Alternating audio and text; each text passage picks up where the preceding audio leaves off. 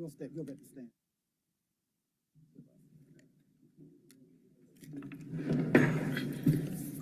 All right, good afternoon, everyone. It is 1 o'clock, and we are continuing City Council's review of the Mayor's proposed FY2026 budget. This afternoon session kicks off with Aviation. Then we will have Grants and Community Development at 2, and we'll wrap up with Customer Service at 3 o'clock. So, as stated, right now we're going to hear from Aviation. General Manager is with us. We have copies, hard copies of your presentation. So if you're ready, sir, take it away. Well, good afternoon, Council. Afternoon. It's good to see you again, and I do want to take this opportunity once more to thank you for the confirmation. It was greatly appreciated, and I am truly honored. I'm Ricky Smith, General Manager of the Department of Aviation, Atlanta, Hartsfield-Jackson International Airport. I have with me Brian Benefield, who is in essence, the the Deputy General Manager for Finance. And also with me are members of the team in the back here. We have Deputy General Managers and other members of the team who are critical to the operations of the department. So again, I want to thank you for considering this budget request this year.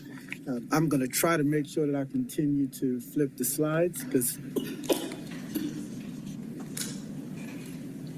they don't appear to be working, but you should have a packet with you, and I'll be using that packet to walk through the presentation. So as we celebrate our 100th anniversary, the centennial for ATL, I am very comfortable and very proud to say that the financial position of the airport is strong.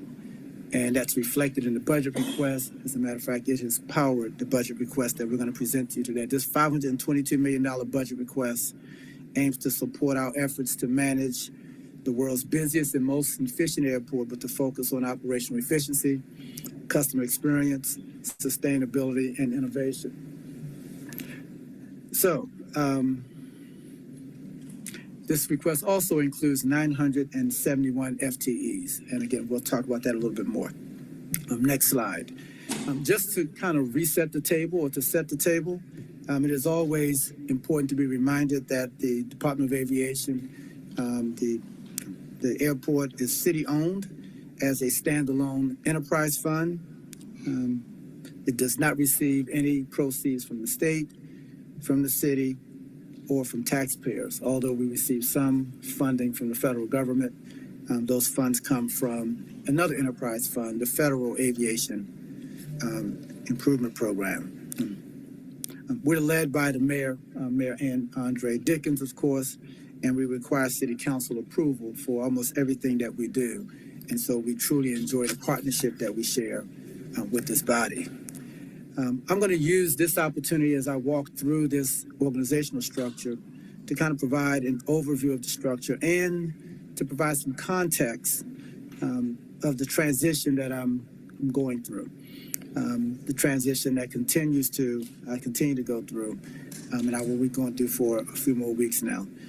So obviously I received some considerable insight, guidance, charges from the mayor and Madam COO. That's all part of what's informed the listening tour that I find myself engaged in now.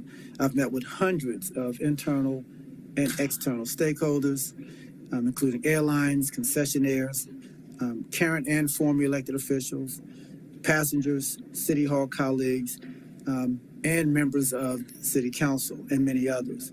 And there's kind of the feedback that I've gotten, if I can kind of wrap it up into a couple themes. One, there is enormous pride in the airport system.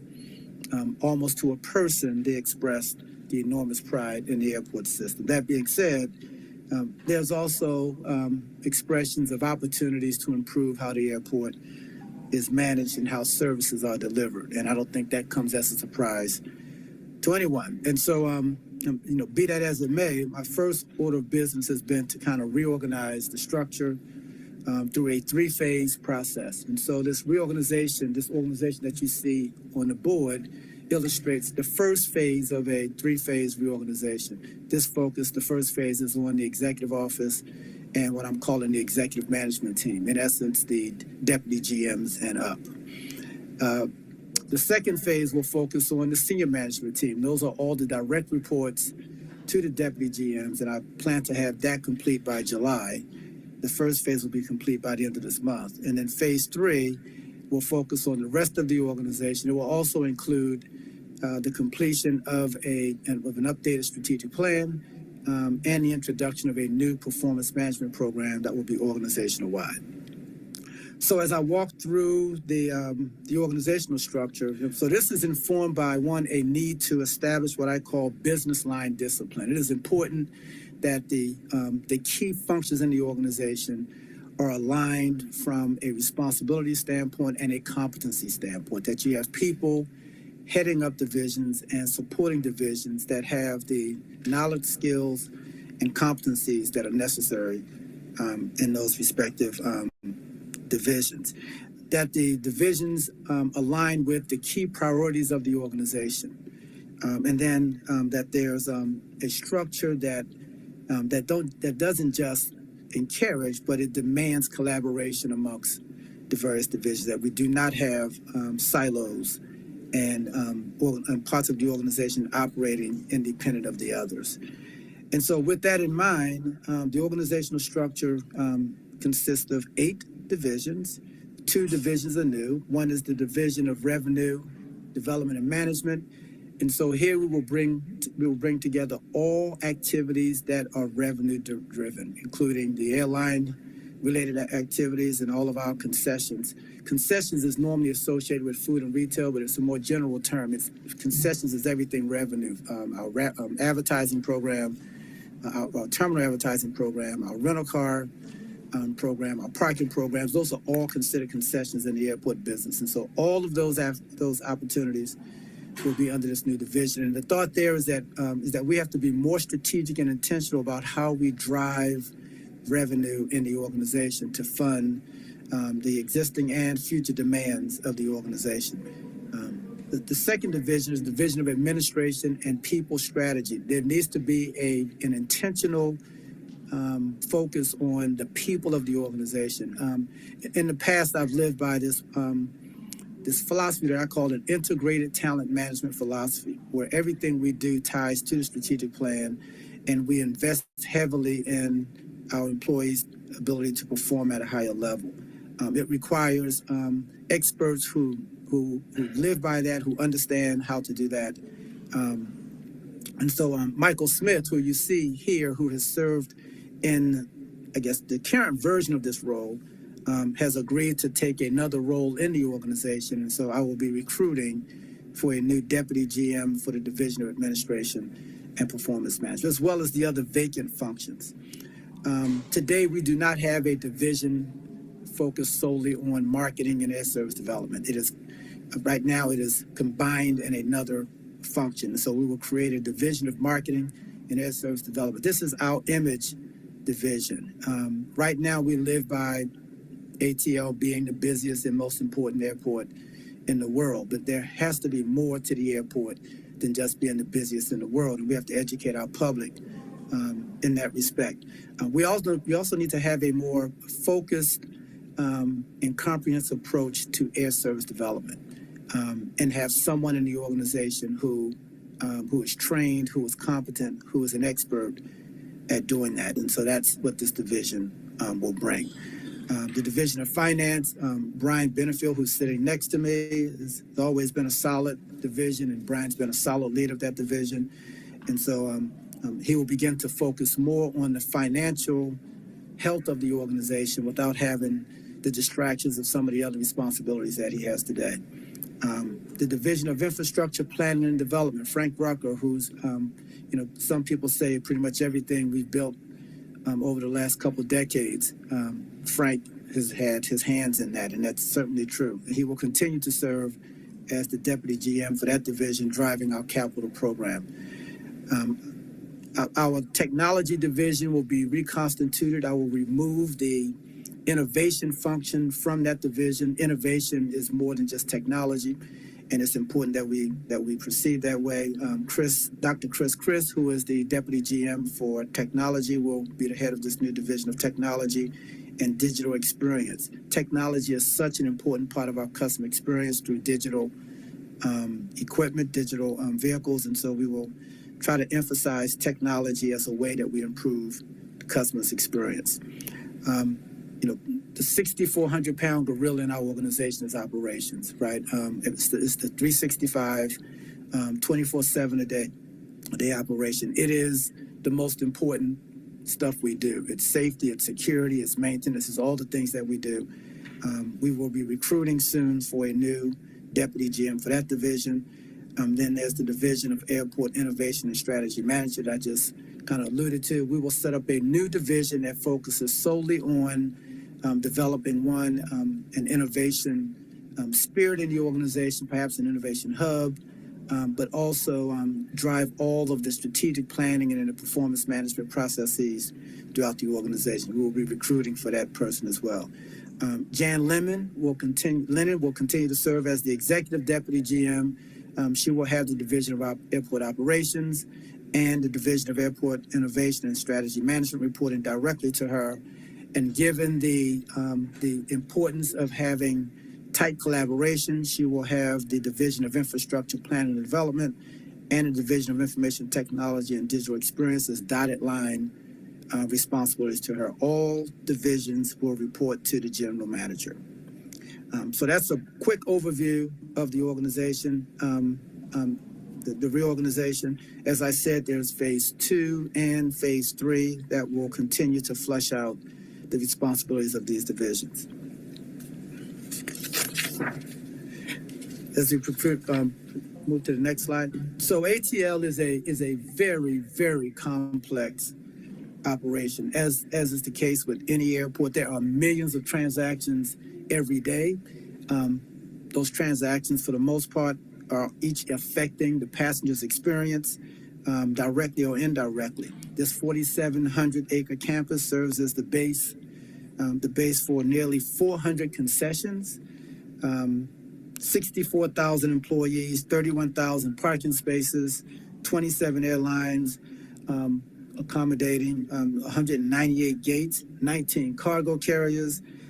We have 5 commercial service runways, and many, many more. Again, it is a very complicated operation, and the team that you have here with the Department of Aviation is responsible for the operation of this small city.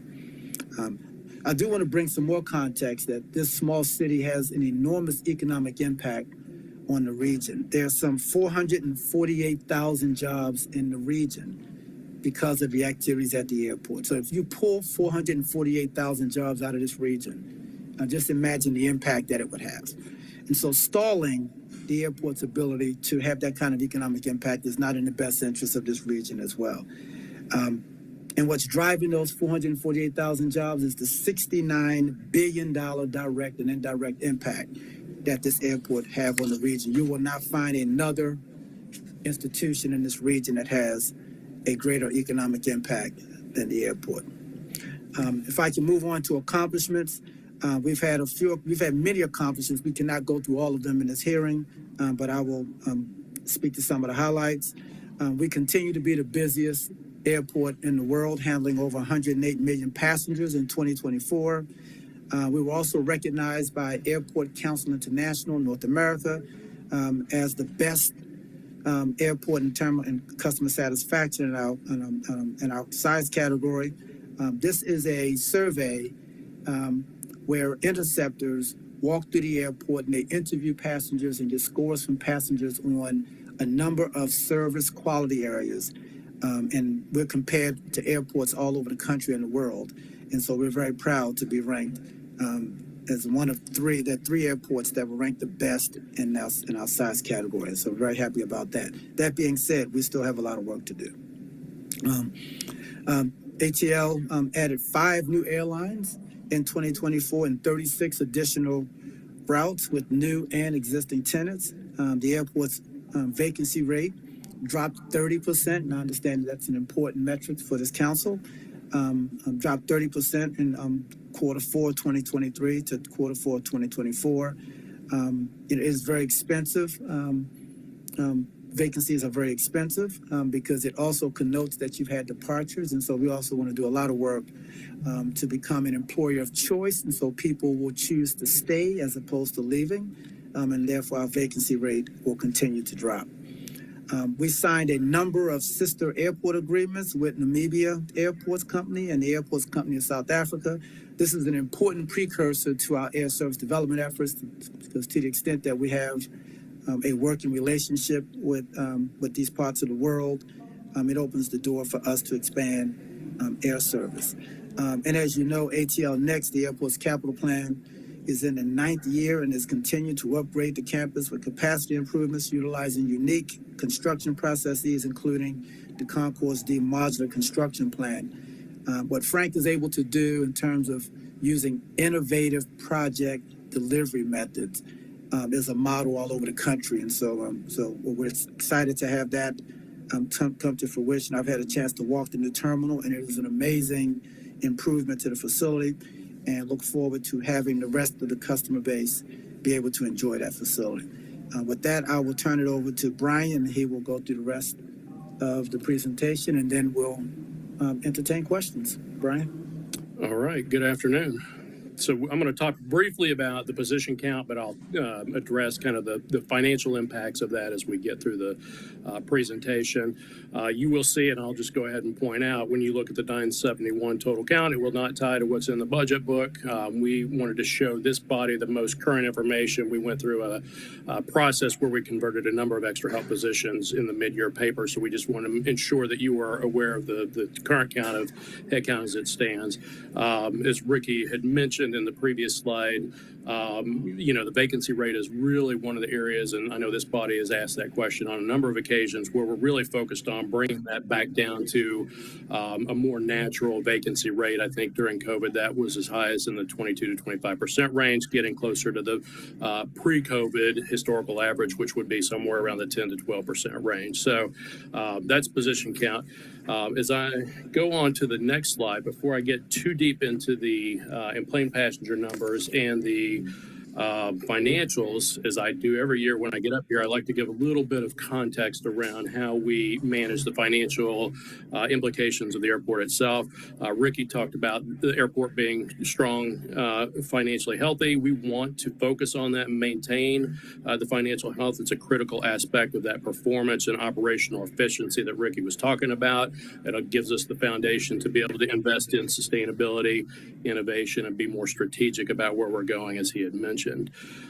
As part of that financial management and stewardship of the airport, we take a big picture perspective. So we focus on several key areas you'll see in the presentation. We focus on all revenues. So, most of the departments are focused on a department, but we focus our financials on the operating fund 5501, which incorporates costs not only from the Department of Aviation, but from the fire department, from the police department, and all the support departments that help us out, law, procurement, finance, AIM, human resources, ethics, audit, OIG, and then we have the indirect cost allocation as well. In the big picture context, as it relates to the operating fund, we also look at three core metrics that we focus on. One of those, and these are in no particular order, is the net reserve, or how much do we roll over from the operating fund into our renewal and extension fund every year in order to invest in assets as we go forward. One of those big assets that we utilize our funds for are parking decks. As everybody knows, we're working through a pretty extensive parking deck enhancement and capital project. It's a subcomponent of ATL Next. Next is the debt service coverage metric. We focus on debt service coverage very closely. You'll see that on slide 11. We have a specific slide for that. From the operating fund, the general airport revenue bonds get paid out of that, so you'll see those numbers there. But we also focus on the PFC hybrid, which we don't talk about in this presentation because those are paid for out of the PFC funds. And then lastly, as it relates to the operating fund, is the cost per in-plane passenger. I do not have a specific slide in here for this, but I will talk about it when we talk about landing fees and terminal rentals, but this is really what it costs the airlines to operate at our airport, and I'll walk through those numbers. These metrics are really important indicators, again, of the financial health of the airport. They tell us whether we're doing good or we need to make adjustments along the way. But beyond that, it's also really data that's used by our external stakeholders, including but not limited to investors, financial institutions, rating agencies, the airlines, and other key stakeholders at the airport. And again, they keep us focused on that big picture. The other thing that I like to just remind this body about as we go through our financial budgeting process as it relates to forecasting, we do review and develop projections and forecasts based on trends. We also monitor our budget to actual monthly and meet internally with all of our departments, our divisions on a quarterly basis, so we can react to any changes in the environment, not at the end of the fiscal year, but in the first quarter, second quarter, third quarter, or so on. As it relates to revenue, and I've talked about this in probably the last three presentations that we've done here each year, we try to take a very conservative approach to the revenue generation, although we've been maybe a little bit higher than we wanted to in a couple of areas. Just because we don't want to overshoot on revenues, we want to be conservative on that front. On the flip side, with expenses, we budget all expenses, 100% of positions and contracts as well.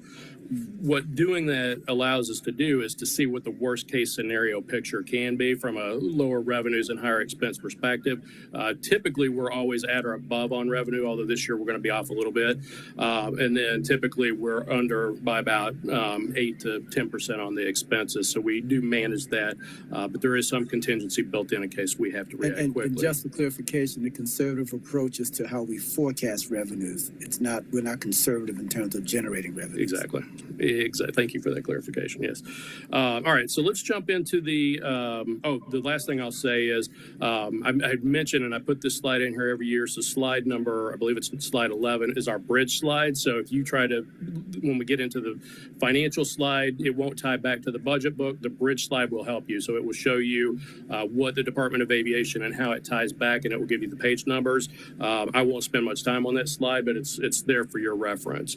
All right. So I'm going to get into talking about the slides themselves. The first one is the in-plane passenger projections. We are currently for fiscal year 26 projecting or forecasting $56.3 million or 56.3 million passengers, not dollars. These finance people always want to put a dollar sign on everything. So, these in-plane passenger projections really drive revenue projections and decisions around the allocation of expense resources as we go through the process. So they're very important numbers. These are based on fiscal year 25, half a year of actual numbers, and then half a year of what's projected for fiscal year 25. We're actually tracking relatively close to the fiscal year 25 projected employments. But again, this is another area where we're doing this so early in the cycle that we create a little bit of flexibility so we can adapt as we go through the process. And that's about a 2.5% increase over the fiscal year 25 in-plane projection number. But we do expect a very strong summer, which will be the last part of fiscal year 25 into fiscal year 26. We have increased schedules from not only our hub carrier, but a couple of the other airlines that operate at the airport. And we expect international to be strong through the summer season as well. So we put this one in here a couple of years ago. This is kind of the high-level framework of what the operating budget looks like. We start with the revenue numbers at $852 million. That's the highest revenue that we've had in the history of the airport. On the expense side, Ricky already mentioned this number, but $522 million of expenses. That number is growing as well. So again, this is one of the things from a financial health perspective that we always want to stay focused on. General airport revenue bond debt service is very important. That number, as it is currently scheduled, is $174.5 million. We will be back out into the market again this year, so that will increase a little bit, but that has an impact to both revenues and debt service. And then that metric that I talked about early on, proposed net reserve, is $155.2 million. I have a target of between 150 to 170. We're a little bit on the low end of the target this year, but I still feel from a financial health perspective, we're comfortable in that category.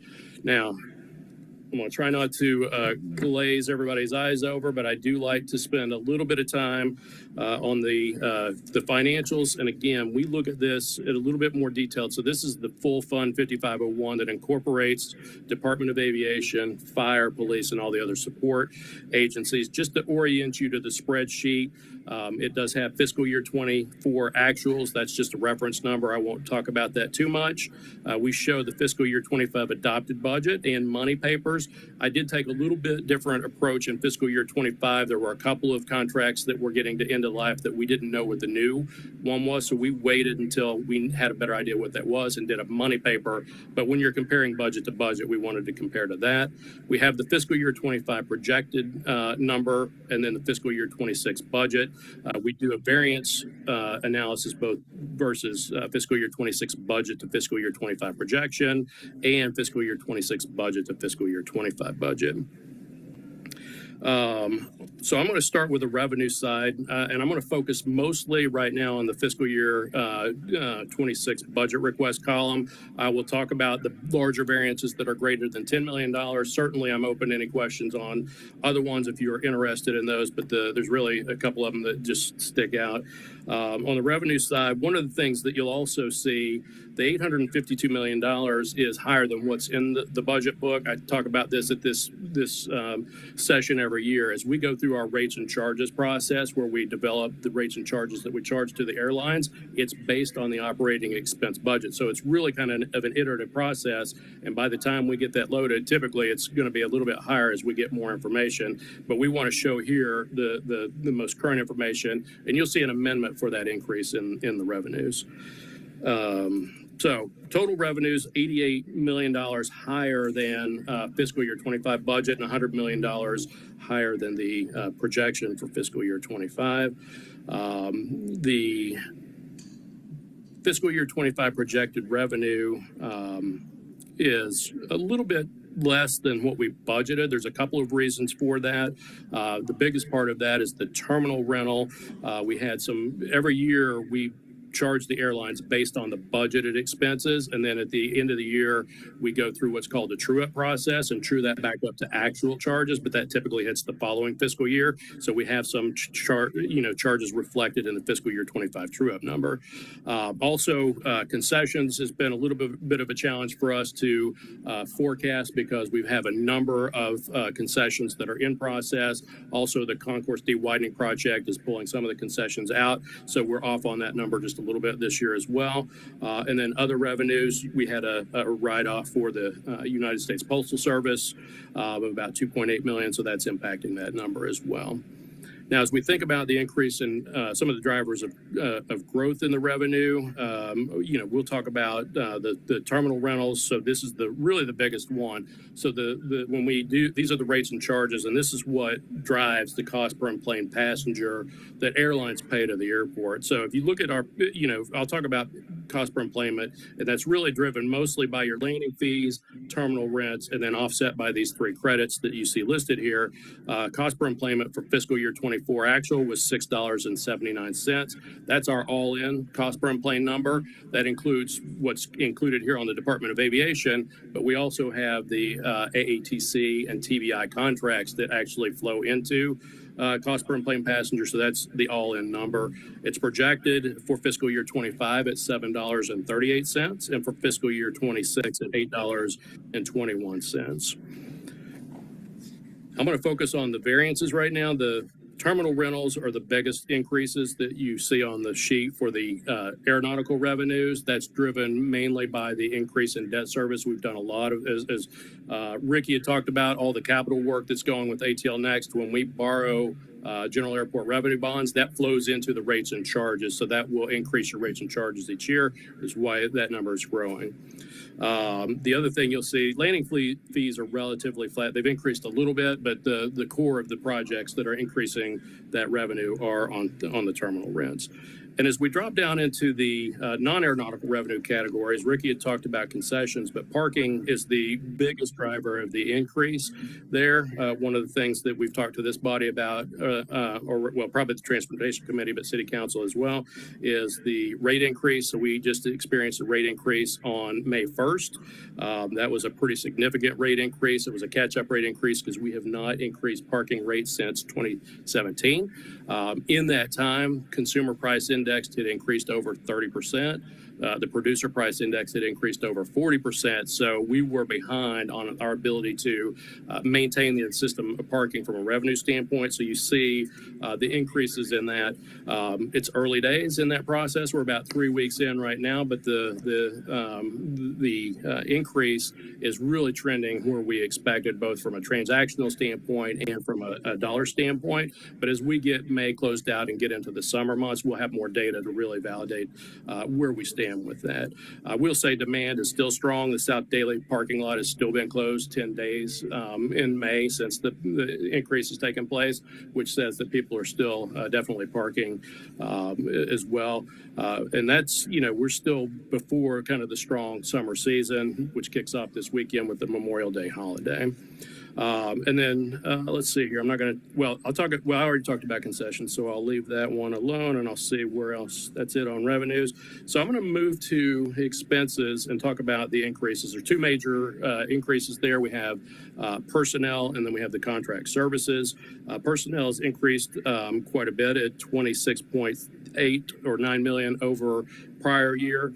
One of the things that you'll see in the enterprise is total passenger numbers are very similar to what they were in fiscal year 19 pre-COVID. But what's changed is the number of origination and destination traffic. That has grown. When I first started, it was about 29%. That was about 13 years ago. That number is at about 42.7% now. So despite the fact that the total passenger numbers not increasing all that much, the demand for services that are all on your land side, your checkpoints and all those things has increased quite a bit. So you'll see a pretty big increase with personnel related to the operational functions, our ATL enforcement group, our operations group, our maintenance group, all those different pieces are being driven inside that number. The other thing that I'll talk about too is,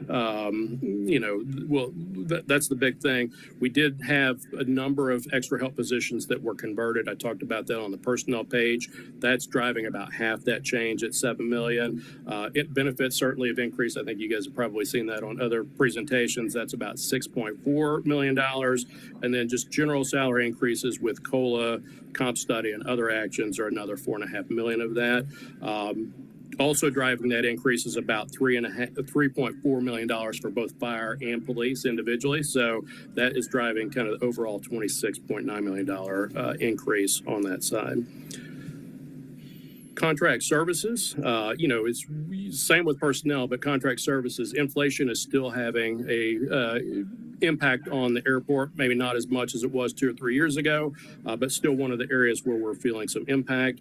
There's a number of things that we're focusing on. I talked about, enhancing the service that we're providing. It helps customer service, it helps operation, all those different type things. But also, Ricky had talked about the technology posture, which is also important for a customer experience, and security, which is on everybody's mind as they travel through an airport, are also driving those. The biggest cost drivers on the purchase contract services, number one is parking. That's $7 million. Part of that is related to just operational increases, but part of that is also the South Deck Phase 1 parking deck comes online late in the fiscal year 2026, so that's driven in there. Insurance, I wish I could figure out how to get insurance to stop growing so large, but that is a double digit, in the 15 to 20% increases. That's 4.8 million. Asset management, we've really taken a more enhanced focus on a couple of things this year. Our technology rooms, which are the MDF, IDF rooms, making sure those are sound and clear, and then our grease interceptors. So that supports the concessions program. Ground transportation's increased by 4 million. The plane trains increased by 3.5. That's partially due to operational increase in the contract, but also we're getting the new train cars for the plane train Tunnel West extension. 14 new cars are coming in over the next couple of years. And then the variances that you will see for the budget to projected are essentially the same variances. The one big difference is in fiscal year 25, we actually budgeted some additional money on our customer experience contract because we were going to take on some divesting work where people are unloading all their bags to go through security. We ended up not doing that. So there's about $6.3 million that we just didn't spend in the budget. So we pulled that back out because that function's being handled both by TSA and the airlines this year. And then supplies have increased a little bit, primarily driven by technology and rental car. And I think those are all the things I wanted to talk about there. I'm sure you guys will have questions when we get to that phase, but I'll jump to the next slide. This is our famous bridge slide that I was talking about. The top section just gives you the Department of Aviation. The $418 million should be the number that will tie you back to the budget book on page 278. The other departments, which make up the $29 million, you can see each individual department listed in the table at the bottom and the page numbers associated, and then you have fire and police. So again, this is a reference page helpful for seeing where these numbers are in the actual budget book itself. And then lastly, debt service coverage. So I talked about this as one of the three metrics that are important for the financial health of the organization. I won't walk through the details of the line by line, but the debt service coverage, as this body's heard me say the last 3 years, we want that number to be above 1.5. We've historically been well above the 1.5. It's dropped down a little bit in 25 and 26. Part of that is we're bringing on additional debt associated with parking, but not generating revenues with those. There's a timing effect of that. But we're still very healthy in the debt service coverage ratios. And I think that's all I have on this. So that brings us to the fun part. So again, thank you for considering this budget request. We respectfully request your approval. My team and I are available to answer whatever questions you might have.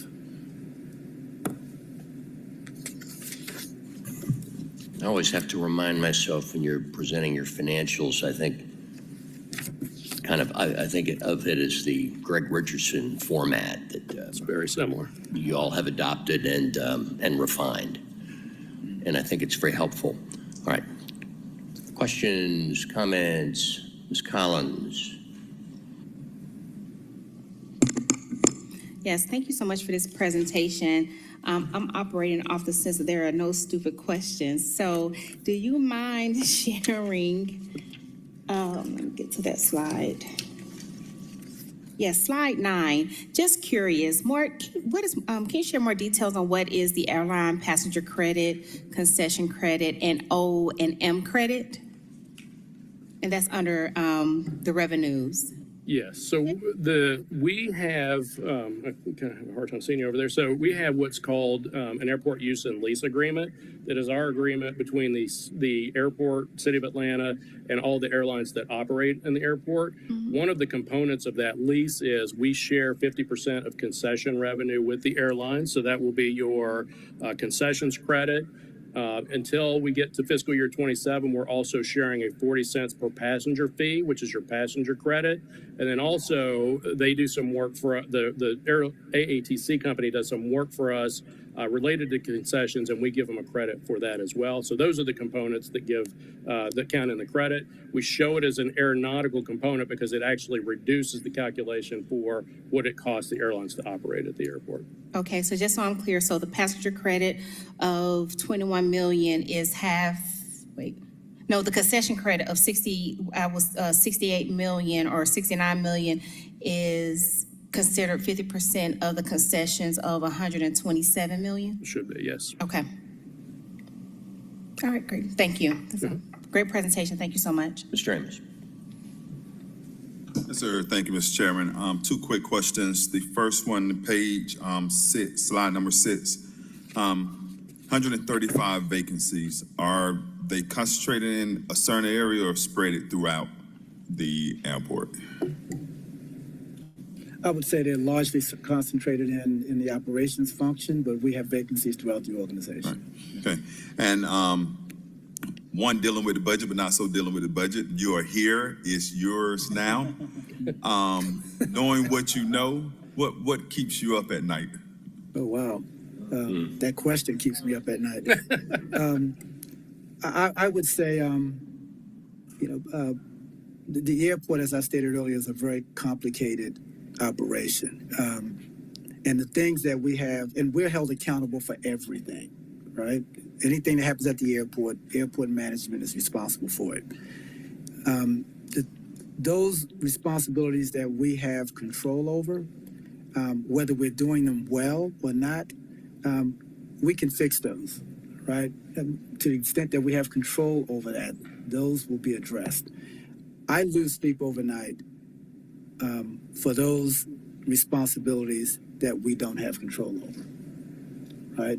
For example, the AATC is a function, a basic function of airport management is to maintain and operate the facility, right? If you peel back all the layers, that's the basic responsibility of airport management.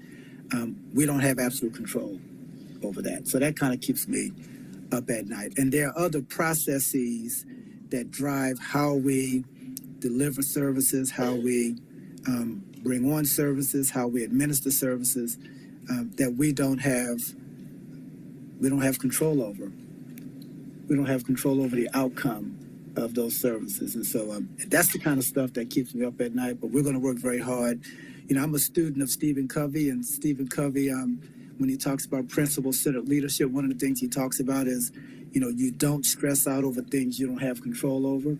What you do is you try to expand your control over things that you're responsible for. So we're going to be busy doing that kind of work. But thank you for that question, Council. Well, thank you. Thank you for your leadership, and also thank you to you and your team. I tell people all the time, we are Hartsfield-Jackson.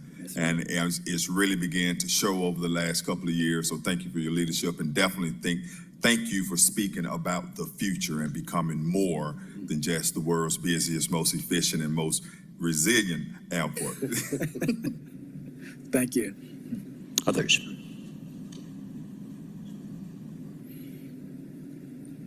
Okay, I can go if y'all need me to stall for a minute. Ms. Overstreet. Sure, I have just some basic comments. First of all, I just want to thank you for agreeing to be our GM. Thank you. And thank you. This is your first presentation, and I couldn't really tell that. It seems like this is something that you're very comfortable doing. And so thank you both for being here and presenting to us. Luckily, this is a department that we spend a lot of time interacting with as a city. So there are not a whole lot of surprises here. I constantly hear where we are with everything sitting on transportation. This is my 8th year as vice chair. So I don't see any real surprises here, because you all do a fantastic job of being responsive, making sure that if it's something that we don't know, we are comfortable coming to you to get the details. We don't have to wait until the cameras are on. So I appreciate that. I do want to talk about these 4 new positions, because I'm sure, and I appreciate you going through your org chart and talking about the importance of marketing and making sure that we have a face that really reflects all of the things that we are about at the Hartsfield-Jackson International Airport. Let's look at a couple of and then I want to know where we are in the process of actually getting those positions on board, like making sure that we're running the type of org chart that you would like to see. Okay. Let's start with the Division of Revenue Development and Management. Okay. Tell me a little bit about maybe in your past where you thought that was something that was advantageous to running the airport. So if you look at airports in general, particularly high-performing airports, they have this function, or the revenue-generating functions, all aligned. I've said this internally. You can't have someone who you can't have an engineering deciding how you're going to generate revenues, Okay. right? That person's great at designing a facility, but if you ask him to negotiate an airline agreement, that person's probably not going to do that well.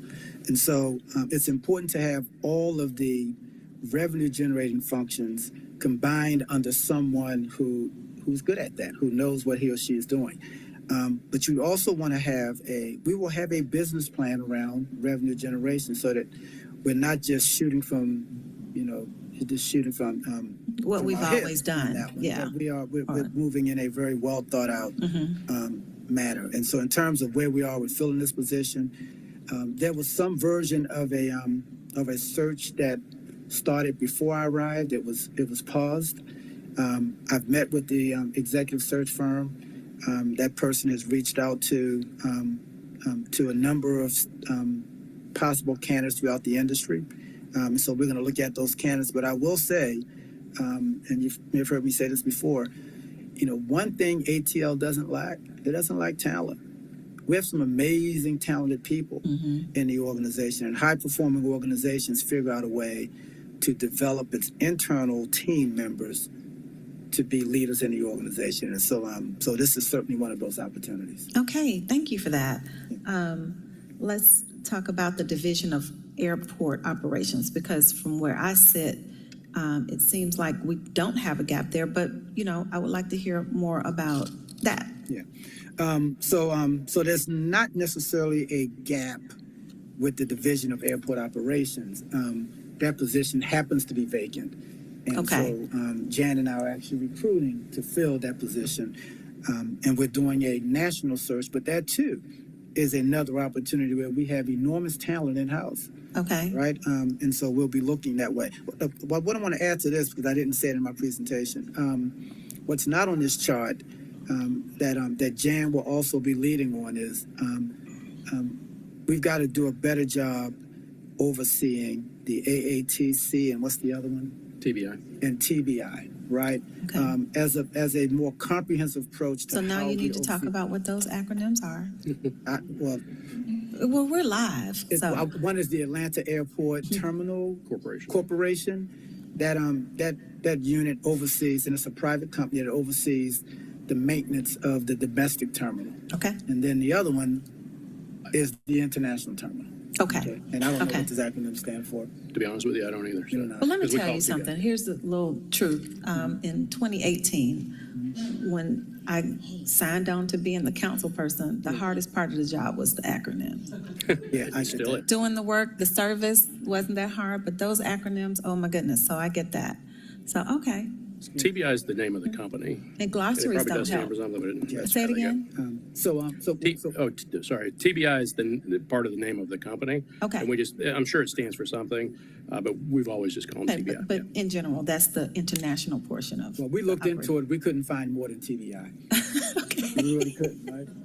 Okay. But Okay. the point I want to make there, because it's normally under the operations umbrella, but we don't want maintenance to be de-emphasized. And so another function that she'll be leading is this whole facilities maintenance function that includes those two organizations and a lot more. Yes. I think our maintenance team, we have an amazing maintenance team, but they could use a little more love and care. Okay. And it's a lot of people that come down to talk about it, so I'm sure this is an area where they would love to hear that. Yeah.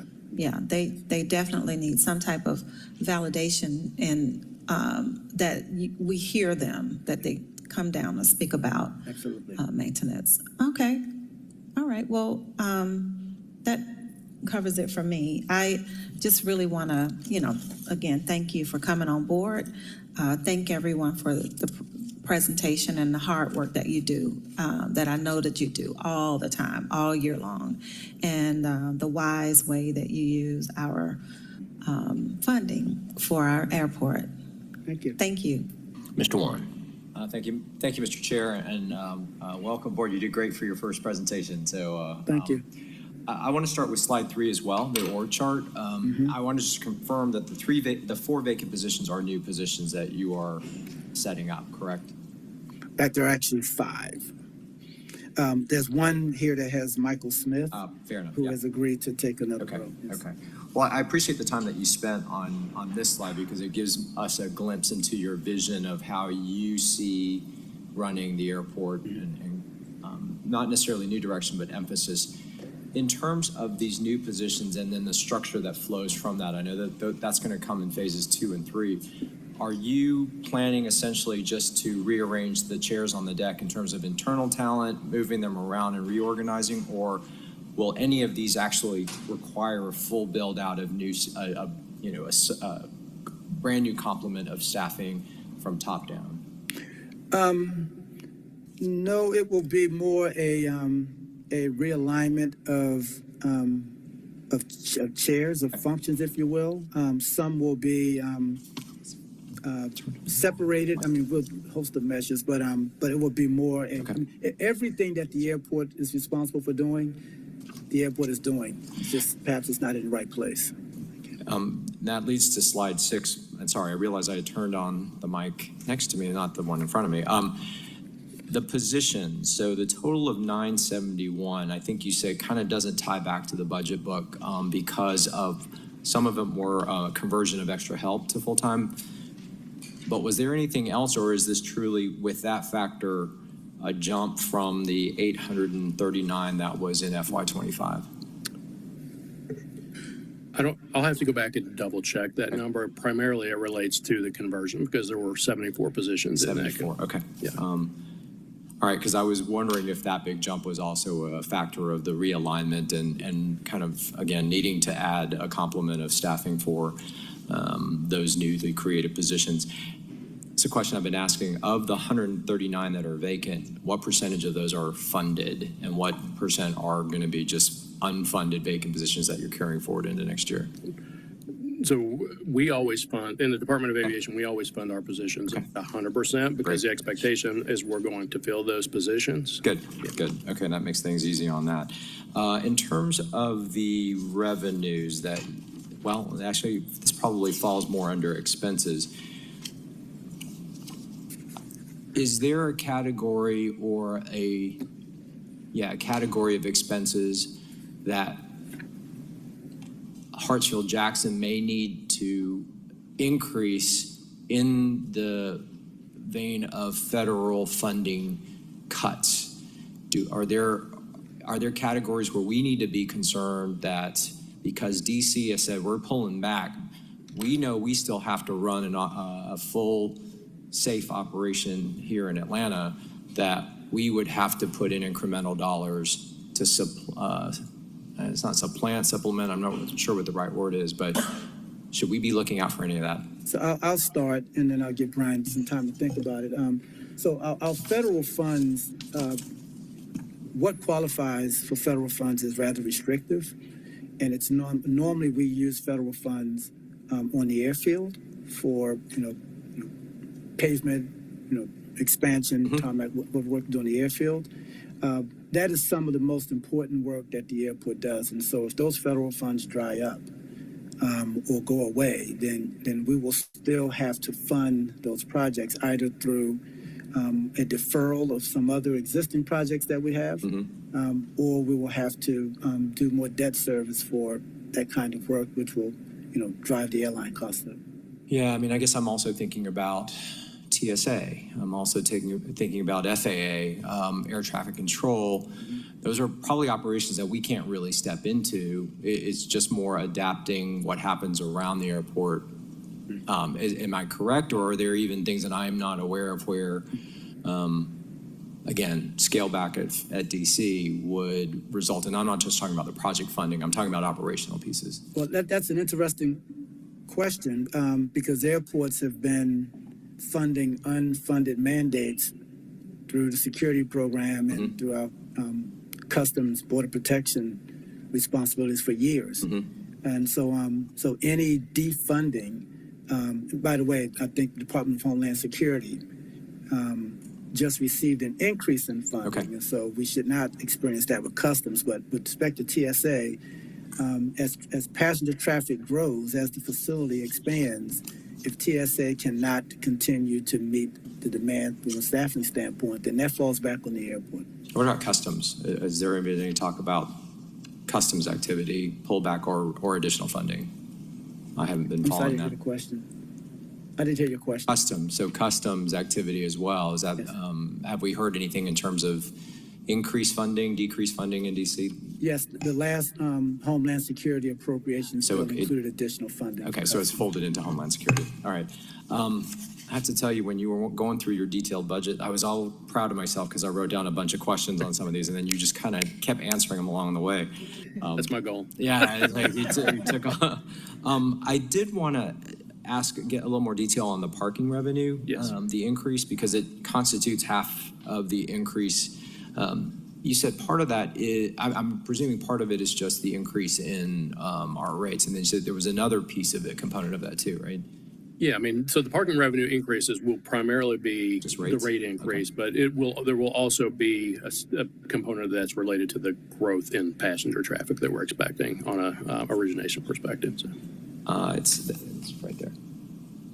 And then, and you were saying that the elasticity of that seems to be okay, that we're not we're not feeling any sort of real backtracking because the rates have gone up. So Still early. Yes. yeah, and I will say, when we did the initial estimates, we expected a reduction in transactions at about 18%, and we're below that number. So Good, that's encouraging, yeah, because I think the feedback when the rates were announced would have Yeah. suggested Yeah. that there'd be a pullback, but I'm glad to hear that the data doesn't support that. Last comment I'll make, and I said this to Councilmember Shook, slide 11, the debt service coverage. yes. I think he and I are the only ones that were here during the years where we were scraping, like we were doing everything we could to throw an extra revenue dollar in just to get the debt coverage numbers where they needed to be. And the fact that we're so far above, and you were almost lamenting that it was a little lower these 2 years, but well above the 1.5, I think is just a compliment to all the shop you run. But the way you're managing this, that's really the important piece of it, is just projecting, managing, operating in a way that keeps us well above any sort of danger zone on that. So I want to close with that. Thank you, and appreciate everything you And do. even this rate is deceptive because it reflects costs associated with facilities Right, that will be the revenue parking generating. piece, yeah. No, so kudos to y'all. Thank you. Very great budget presentation. Thank you, Mr. Chair. All right, we're about to run into our next presenter. However, Excuse me, sir. we are dealing with Chair. the world's busiest airport. So if we're going to go over, we're going to go over. Yes? Are you ready for me? I was just saying, if we need to go over some, we'll go over. Ms. Bakhtiari, and then I have a few. Okay. Thank you. I have to gather myself for a moment. Thank y'all so much for being here today. I'm looking forward to our meeting. I know I appreciate y'all being so flexible with my schedule. You'll have to excuse all of my all over the place questions due to my ADHD and Councilmember Shook's sense of humor. We have a meeting with Clear, and I know there's discussions about our South Terminal potentially taking in, or the proposal of building something down there to assist with our TSA and faster processing. We know that for the past 2 years, they've been working on something nationally around moving through TSA so you don't actually even faster than digital ID. So given what revenue that could bring in, has there been discussions? I know that they were projecting a solid amount of revenue if that project were to get approved. You familiar with that? Well, I think we'll have to get back to you on that. Okay. So. Yeah, because I know that they are trying to pilot a lot of transformational pieces here at the world's busiest airport. Yeah, and we do meet with Clear on a very regular basis, and we'll follow up with you on that one. Thank you very much. Speaking of the parking costs, we're talking about daily rates. And so what are we looking at right now? If you had to break down a daily rate for a single driver? Parking rates. Yeah, so we have the parking rate. It just depends on, and we can provide you. We actually have a sheet that has all the rates, the rates pre-May 1st and post-May 1st, which we will send to you. Great. The rates are different depending on the product. So Okay. hourly rate parking is going to be much higher than your daily rate versus your park and ride and all the other ones. But we're Yeah. happy to send you the full rate structure. Yeah, because I think looking at daily, it's been a while since we've increased that solidly. And so I wanted to understand what I am in favor of increasing our day rates just because they have been pretty low for such a long time. So I would love to get additional information on that. Did you write that down? Thank you. And for the driving services piece, this was something that we discussed before your tenure, about for shuttling. I know that we provide the cars, we provide the maintenance, we provide everything except the drivers, and oftentimes permit that out. And so I am wondering if all that needs to be done is providing drivers, can we not take that in-house and save some of the cost and actually keep some of our revenue for the shuttling piece? We could look at that. I mean, there are a host of complications with providing employees for services that are contracted, but Understood. we can look at that. I would love to have a better understanding. I look forward to getting a better understanding of operations when we meet. And speaking of that piece, the permitting backlog, I know under our last GM, there was an issue due to the pandemic and due to a number of other things about extensions on, what is the word I'm looking for? Not permits, vending, licensing, thank you. That there was a backlog on licensing and delays due to the pandemic, due to certain vendors feeling rushed, and some had overstayed, shall we say, their welcome. And so I'm curious as to where we are, if that has been rectified in terms of up-to-date licensing with our vendors. Are you referring to permits to Yes. companies that are providing transportation services at the airport? At this point, not transportation, I'm talking about actual vendors inside of the airport. I know under our last GM, we had an issue with backlog due to, or overextension due to the pandemic and coming out of that and trying to get operations where they needed to be. And so there were some vendors whose licensing had expired, but there was issues in like renewals, there was a lot of confusion. Our GM was really dealing with a lot of that, and I'm asking if that has since been rectified. I do know that we've had, and we continue to have occasions where leases have expired, or if they've gone to a month-to-month, and we're actually working out with some of those have been very public, by the way. We're actually working through those leases to try to bring those up to term. Okay. Each one has complications and fiscal impacts on the airport. What we will try to do, we're trying to take a compassionate approach and not overly burden small businesses with a cost that we know they cannot afford to take on. We try to look at the airport as an ecosystem, right? And so it's important that all the parties are healthy. And so in those cases where leases may have expired or they've overextended, we're looking at what are the contributing factors to that. And in some cases, it's the airport or the city. In some cases, it's not. Depending on those factors, then we come up with strategy to try to bring them up to term. Understood. Thank you. I had a question about some of our nighttime operations. I know that with TSA that we actually cease a lot of our digital ID, TSA pre-check, all of those things at a certain hour, given that we don't have folks. And I'm sure that has a lot to do with the fact that they have not received pay increases federally in quite some time. But in terms of our, like these late night issues of power, like there have been operational issues of people not being there, being able to direct people to what carousel they're supposed to go to, shutdowns, diversion of power for construction. And so just curious if there's been a plan to make our nighttime operations as efficient as our daytime. I want to take a look at that. Okay. I mean, I do know that, for example, CLEAR is a private concern, and they're Correct. making decisions based on the economics of it. But we have to drive that. So I want to take that back and look into it. Thank you, just to have a better understanding, because I think that we are not well-versed in what's going on federally with our TSA agents, the backlog that is there, how it affects airport operations, especially at night, and just having a better understanding of how to support you on those operations and so that we can better advocate. They're generally compelled to have proper staffing based on the latest flight Okay, coming in and the earliest flight going out. And so the airline flight schedules really drive their staffing. yep. And so we'll take a look at that. Thank you. I appreciate that. And in terms of the pay increases, I always wanted to make sure that, did this make it all the way down to our janitorial staff in the airport?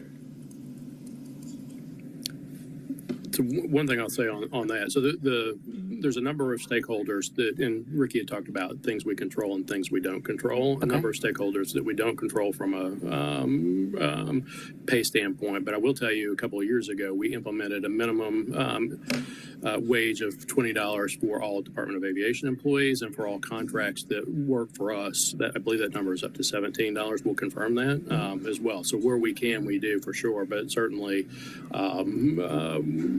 it's an important topic. Do we have anything slated? Is there anything step increases that is set in pay to take and factor in immediately inflation costs each year after year to help retain our workforce at the airport? I don't want to misinform you. I can't say yes to that, but we'll look into it. Well, I appreciate you not saying that you don't know yet instead of trying to give it. That is rare in politics. Thank you. One of my last questions, or my last question before I make a comment, with everything happening federally, with ICE, with deportations, with everything going on, our Office of Immigrant Services has always been fantastic in this building. Our Director Guzman is great. And I know that I spoke with the last GM about having certain operations in the airport to assist for when people are literally just dumped and have no direction of where to go. And I know with federal policies, I know things can get tricky. I know that this city has always been open to diversity and inclusive with our immigrant population and refugee population. And I am wondering how that may affect airport operations. I know a really light I have question. to look into as well. I mean, we spend a lot of energy, for example, managing the situation around unhoused individuals. Yes. And the kind of infrastructure that we've committed to And I believe doing Hope that Atlanta still has that contract with you all. is not dissimilar to what we would do in the case of the immigration situation. So it's something that we'll have to look into, and we'll brief you on how we plan to proceed going forward. Yes, because I would like to understand, obviously, the APD, the mayor can direct in terms of priority setting. So I would just be curious about, and that's something I'm sure we can talk more at length in our meeting. Okay. And the last thing I'll say is thank you. And I look forward to finding a title that matches and is fitting of the person that is directing the world's busiest airport. Because Thank you. I think you're a little bit more than a GM. Thank you. I appreciate that. Thank you. Mr. Amos. Yes, sir, very quickly in regards to the parking fees, Ms. Williams actually sent it to me back in April. It was a chart that we printed out for the committee, but I just asked our analyst to make sure he forwarded it to everybody. It mentioned parking, current fees, new fees. So check that to see if that satisfies your request. If not, then you can re-request it. But yeah, your team got it to us last month, so thank you. Well, thank you. Just a couple. What percentage of your expenditures go to payroll? Percentage-wise, I would have to actually calculate. Well, you can look it up. I'll look it up, yeah. I'm curious because I would like to compare that to the general fund. And when you say payroll, you're specifically talking about Department of Aviation employees? Yeah. Yes, okay. Yeah. Let me get back to you on that one. Okay, thank you. Yeah. So you recently pulled off a 30% drop in your vacancy rate. How did you do that?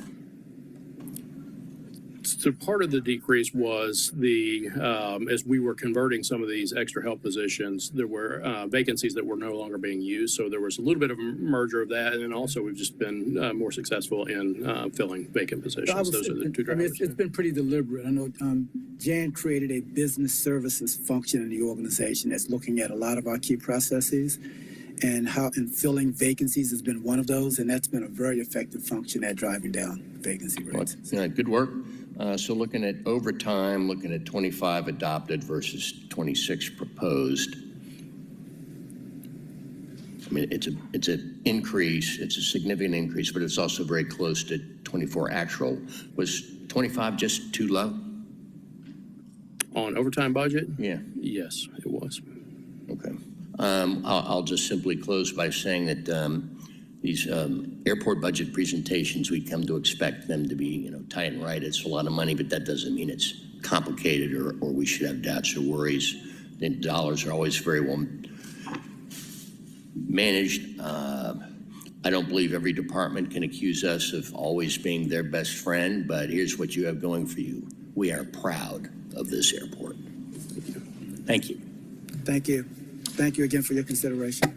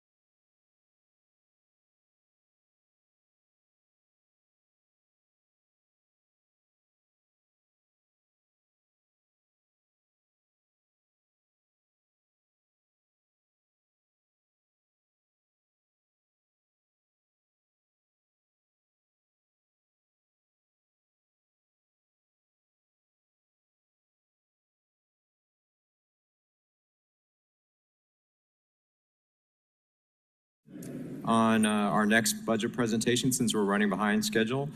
Departments of Grants and Community Development. It's on page 457 of the budget book. And with that, I will turn it over to y'all to lead us through your content. So go ahead. Thank you.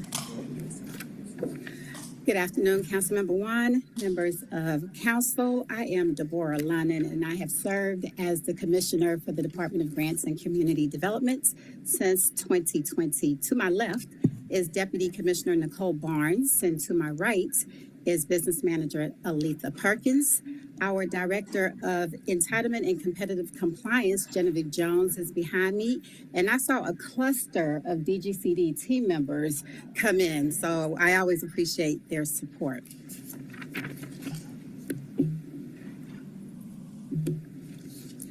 The Department of Grants and Community Development supports other City of Atlanta departments with their applications for competitive federal grants. We also apply for and administer competitive grants on the city's behalf, like Healthy Homes and Let Capacity, and you'll hear more about those shortly.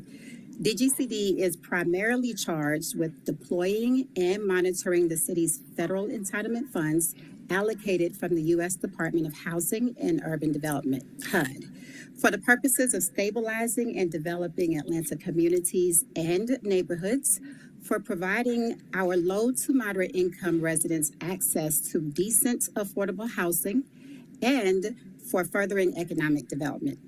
The city receives annual allocations for 4 HUD entitlement funds: Community Development Block Grant, CDBG, Emergency Solutions Grants, ESG, Home Investment Partnership Program, HOME, and Housing Opportunities for Persons with AIDS, HOPWA.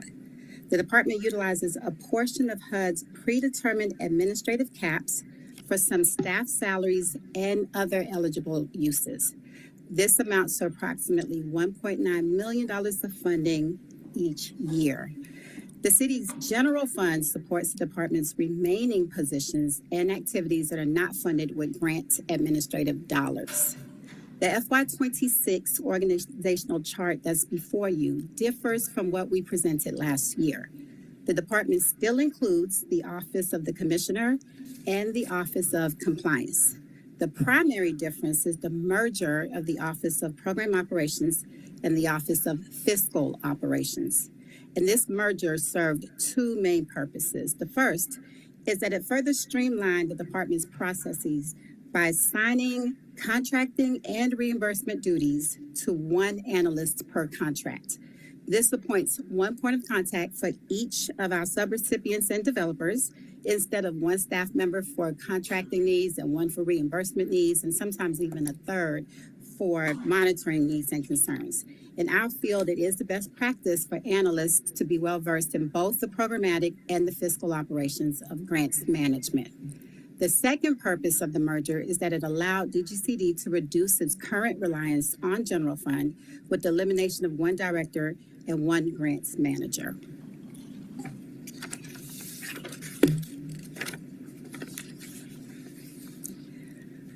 DGCD operates on multiple fiscal calendars and timelines and deadlines.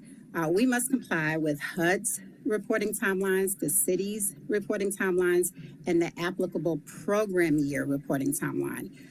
The updates provided on this slide are for the city's fiscal year 25, HUD's fiscal year 24, and then our department's program year, which is also calendar year 24. All of Mayor's 4 pillars are applicable to DGCD's work, but we categorize much of our work under a city of opportunity for all and effective and ethical government. For each program year, DGCD submits a consolidated annual performance and evaluation report known as a CAPER. We submit that to HUD. The CAPER details the project accomplishments of each of our funded subrecipients for that program year. It's an indicator of how well the city is meeting our HUD consolidated plan goals, as well as our annual action plan goals. For most of the program year that just passed, DGCD, through our mayor and council approved annual action plan, funded projects that served almost 18,000 residents with CDBG, ESG, home, and HOPWA.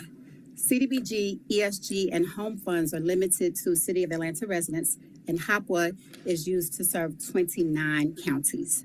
These entitlement funds are for low to moderate income residents, and the vast majority of the residents that we served last year earned below 30% of the area median income. And as much as I appreciate how we have relinquished the federal contracting and reimbursement debacles to years past, I cannot adequately paint the picture of the progress we've made without the reminder that once upon a time, we averaged 144 days to process subrecipients' reimbursement requests, sometimes more than 365 days. But I'm really pleased today to share and report that not only have we maintained a less than 30-day reimbursement period as required by 2 CFR for 2022 and 2023, and this past year we processed more than 900 reimbursements across all of our funding sources with an average of 22 days from the date of proper submission, and we show no signs of regression. So DGCD has assisted with the review and submission of 24 federal competitive grant applications submitted through 5 federal systems on behalf of the city. DGCD has successfully awarded the Healthy Homes Grant, which focuses on the remediation and rehab of home health hazards in individuals in populations, most vulnerable populations within the West Side Promise Zone. Additionally, to date, we have received 40% of the needed applications and have 7 pending agreements. Lead Capacity Grant is intended to build capacity in preparation to apply for the Hazard Reduction Grant. This grant focuses on education and readiness to do the work. This agreement focuses on children under the ages of 6 and pregnant mothers. To date, we have had 6 outreach events, we have 5 pending MOUs, and we have completed 120 outreach events. So before we move on to the second portion, I just want to stress that you may have noticed we made no mention of any HUD monitorings or audits. That's because last year we had none. And it seems we have graduated from special conditions and micromanagement to no findings. And as a matter of fact, we've been asked to help other grantees change and improve their grant management system. So I'm very proud of that. I would say that's a good example of effective and ethical government. So the bottom portion, what's improved? These funds that DGCD administers are significant and a part of not just our story, but many of what's already been reported to you all from other departments and even our stakeholders. Our funds are far-reaching and they are impactful. Municipal Court, Parks and Recs, Planning, Invest Atlanta, Atlanta Housing, all utilize some of these funds to leverage their funds to impact our residents and to better assist Mayor in reaching the goal of 20,000 additional affordable housing units. As we prepare for FY2026, the federal funding crisis is a source of daily trepidation for our department. The concern applies not only to the funds that were previously allocated and awarded, but it also applies to the FY25 funds that were just allocated but not yet executed, and certainly is applicable to FY26 funds, which are just in limbo. We are not sure what to expect. We do know that the current FY26 budget draft proposes zeroing out CDBG, zeroing out home, and then folding HOPWA and COC into ESG. And I'm not really sure what that would look like, but that's what's proposed. The recent freezing of federal funds prevented us from drawing down monies that were already allocated and awarded and expended. And I've never experienced that in my career. So certainly there's a lot of uncertainty, and we move forward though. The lobbyists and the advocates are doing their parts to inform and educate any and everyone who will listen, and DGCD is doing the same. But most importantly, we want to stress the economic impact, the economic importance of these funds. And so the best we can do at this point, in addition to the education, is to continue properly administering the funds and providing oversight to our subrecipients. DC Barnes will now speak to the first two items in the second portion of slide 3. Absolutely. So in line with an effective and ethical government, DGCD has updated our Notice of Funding Availability, which is our process in contract selection.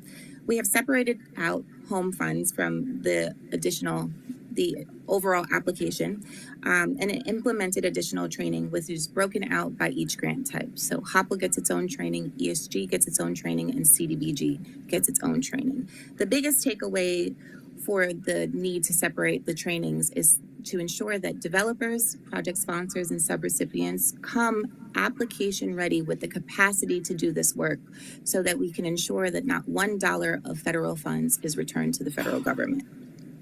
Additionally, we streamlined our compliance approach, which led to those 0 findings and 0 concerns, with a 3-pronged monitoring approach. We do desk monitoring for every single contract executed at 90 to 120 days. We do a full monitoring of every high-risk contract that is evaluated risk on a biannual basis. This is a collaborative approach where we work with our developers, subrecipients, and project sponsors, as well as members of the programmatic and fiscal team and compliance, to work together to identify any areas of concern, any potential findings, any areas of improvement proactively. And then our third pronged approach, which is our best practice, is that we do internal monitorings, internal audits biannually in preparation for when HUD comes to look, or any external auditors, or the single audit comes. We're already implementing proactive strategies to ensure that we have 0 findings and 0 concerns as we move forward. In addition, we have a refined data collection and reporting process where we're creating SMART goals, tracking KPIs, making sure we're doing data-informed decision-making when allocating these funds to ensure our limited funding is used in the most appropriate way. And then for point 2, DGCD has an ongoing commitment to community and the work that we're doing. We have 3 partnerships with local universities, Mercer, GSU, and Georgia Gwinnett College, where we are ensuring that their students successfully graduate. So to date, we have partnered with those universities to ensure 30 students met their graduation requirement, and we have another 10 planned to start in the fall. Thank you. The third prong or third item listed is really about the people, and not just our residents whom we serve very proudly by the awards and contracts to our subrecipients, but also the people here in the city. So we are grateful for our collaborations with OGA and the Department of Law, our assigned HR manager and the team, organizational development, and other internal departments and divisions. But we're also very active as a department in this community, and the team dedicates personal time through volunteer opportunities. And so I wanted to stress here just how committed the team members are. We have team members who have received the recognition for their commitment to environmental efforts, mentorship, and even a Volunteer of the Year. We remain committed to our team's development through college matriculation, training, master's degree programs, a PhD program, all in the effort of making each team member the best he or she can be, thereby becoming the best employee he or she can be.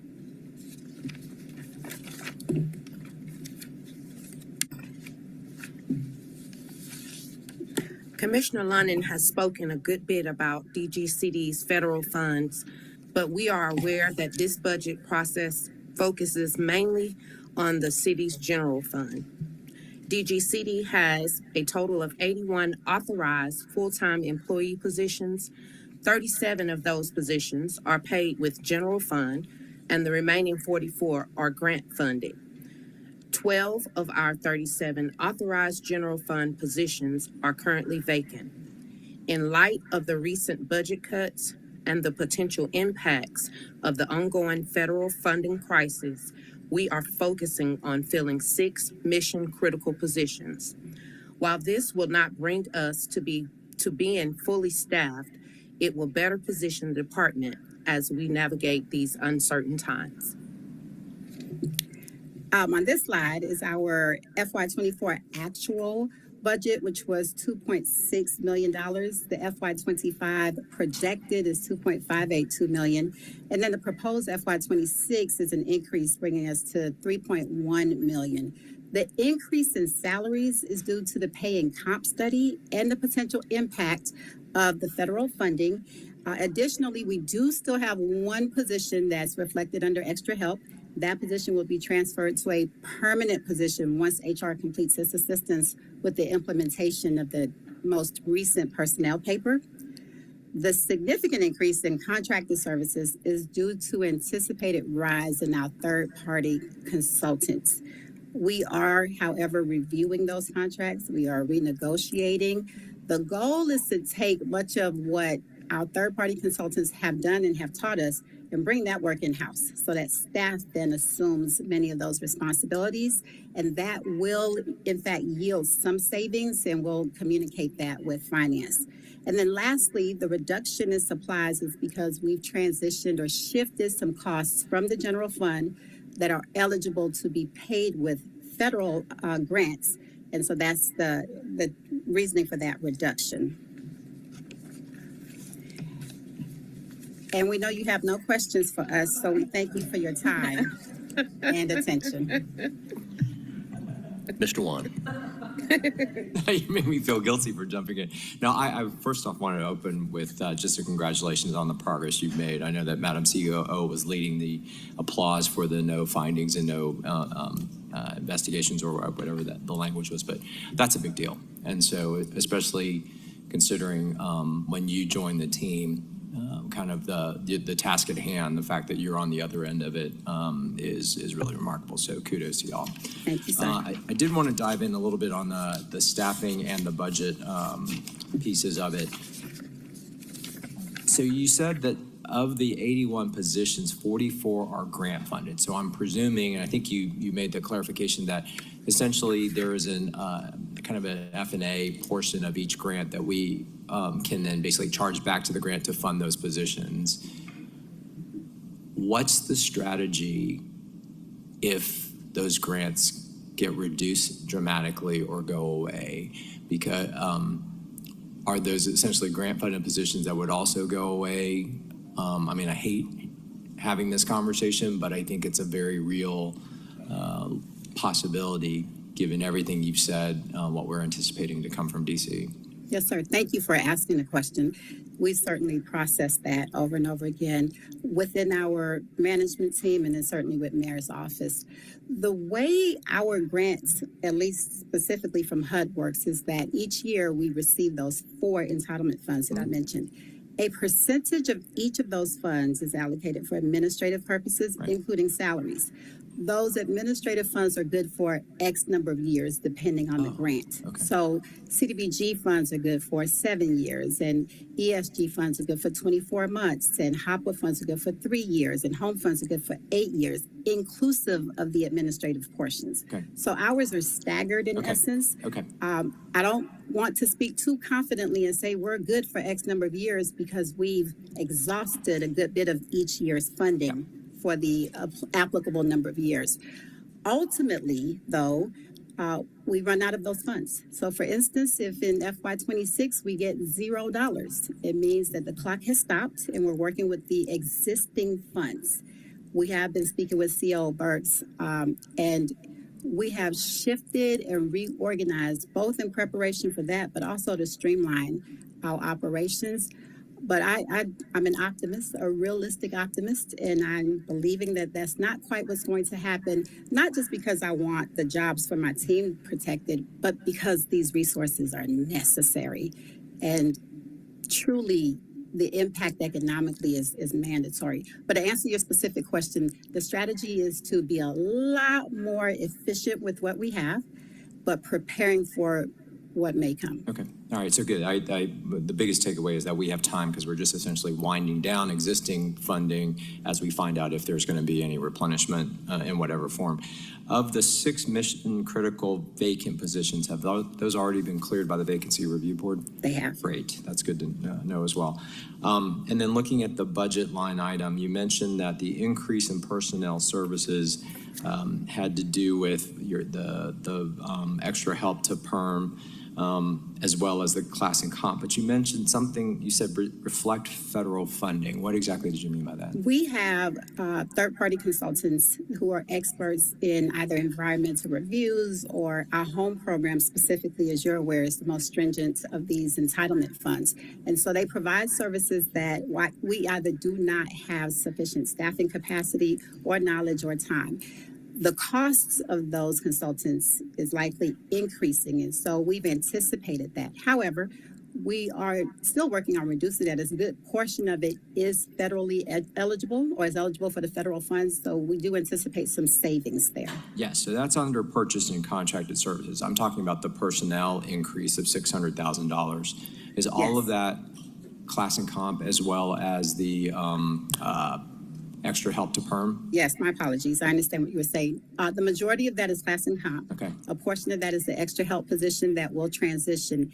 And then we have built in a little bit of security contingent upon whatever happens with the federal funds, but only to the extent of maybe 1 or 2 positions. Okay. How does that work? I mean, so is that the 6? No, because the 6 vacant positions that you've gotten approved, Yes. you're funding, right? Yes. And so are there 1 or 2 more positions that you're funding as insurance bet? No, there's several positions that are funded with our general fund, okay. not just the federal funds. Got it. Okay. All right. Mr. Chair, that answers my questions. Again, the department, thank you for the great work that y'all do on and keeping these programs moving forward, because you're right, the impacts are far-reaching and they really benefit a lot of people. So thank you. Thank you. You answered mine as well. Ms. Bactieri.